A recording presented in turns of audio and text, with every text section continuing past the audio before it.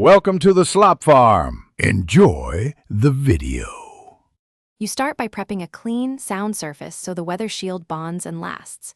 Use a stiff brush or 1000-1500 psi pressure washer to remove loose paint and mildew.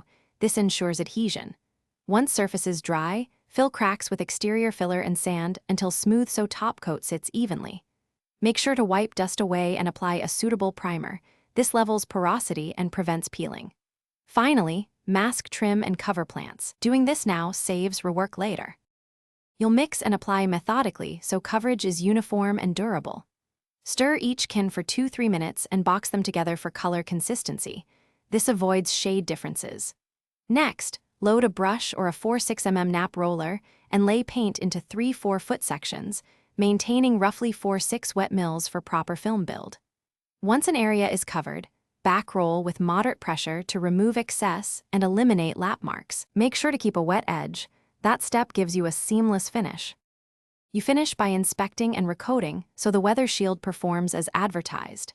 After the first coat dries per label, apply a second coat to even out sheen and fill thin areas. This strengthens weather resistance.